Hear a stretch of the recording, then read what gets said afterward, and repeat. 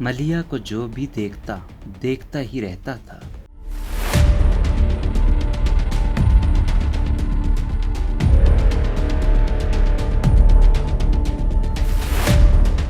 چار بھائیوں کی اکلوتی بہن تھی، اس کے سب ناز نخرے اٹھاتے تھے۔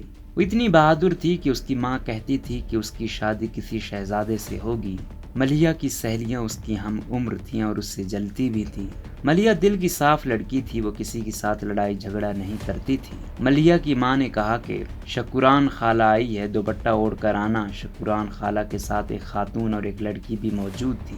ملیحہ سلام کر کے اپنی ماں کے ساتھ صوفے پر بیٹھ گئی۔ وہ عورت اور لڑکی ملیحہ کو دیکھ رہی تھی۔ تھوڑی دیر بعد ماں نے ملیحہ کو جانے کا اشارہ کیا۔ وہ معذرت کرتی ہوئی کمرے سے باہر آ گئی۔ ملیحہ کو دیکھنے والی یہ چوتھی فیملی آئی تھی۔ ملیحہ کی ماں چاہتی تھی کہ جلد ہی ملیحہ کو کوئی اچھا رشتہ مل جائے اور وہ اپنے گھر چلی جائے۔ شکوران خالہ نے کہا کہ بہت اچھی فیملی ہے اور لڑکا بھی بہت اچھی نوکری کرتا ہے۔ وہ لوگ جاتے ہوئے ملیحہ کو پسند کر گئے، بس وہ لڑکے کا انتظار کر رہے تھے وہ کیا چاہتا ہے۔ لڑکے کا نام رفاقت تھا اور اس نے ملیحہ کی تصویر کو دیکھ کر قبول کر لیا۔ رفاقت بہت خوش تھا جب ملیحہ کے گھر والوں نے بہت سارا جہیز دیا۔ ملیحہ کے محلے والے بارات دیکھ کر کہہ رہے تھے کہ ایسا لگتا ہے جیسے کوئی شہزادہ ملیحہ کو لینے آیا ہے۔ جب ملیحہ دلہن بنی تو قیامت ڈھا رہی تھی۔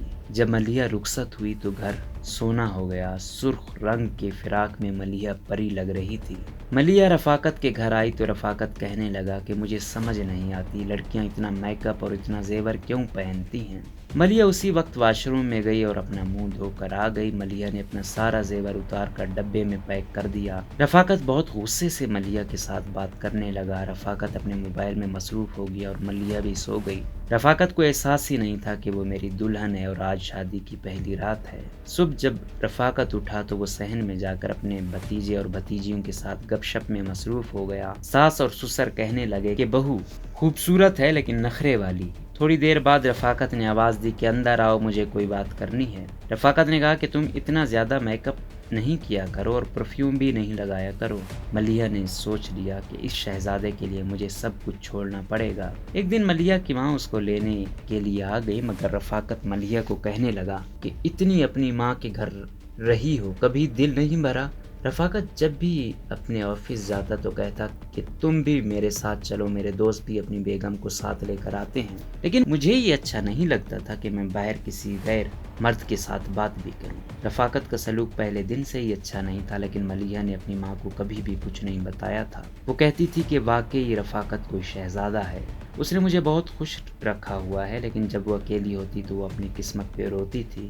کچھ دن میرا بھائی مجھے چھوڑنے میرے سسرال چلا گیا۔ رفاقت نے میرے بھائی کو بھی بہت ہی ساری باتیں کی کہ گھر کا کوئی کام نہیں کرتی، سارا دن سوئی رہتی ہے، میرا کوئی خیال نہیں کرتی، میری ماں بوڑھی ہے اس کا بھی کوئی خیال نہیں رکھتی، میں نے شادی اس لیے تو نہیں کی تھی کہ یہ سارا دن یہاں پر سوئی رہے۔ رفاقت نے مجھے کچھ دن بعد طلاق دے دی اور طلاق کے کاغذات میرے ہاتھ میں دیے اور مجھے اپنی ماں کے گھر چھوڑ آیا۔ میری سہیلیاں بھی مجھ پر باتیں کرنے لگی کہ اتنا غرور کرتی تھی تم اپنے حسن پر، لیکن اتنے حسین ہونے کا کیا فائدہ کہ تم کو تمہارے شوہر نے طلاق دے کر گھر بھیج دیا۔ طلاق کا داغ بہت برا تھا، مجھے طرح طرح کی باتیں سننی پڑی تھیں۔ 2 سال ہو گئے مجھے میرے ماموں کے گھر پر رہتے ہوئے۔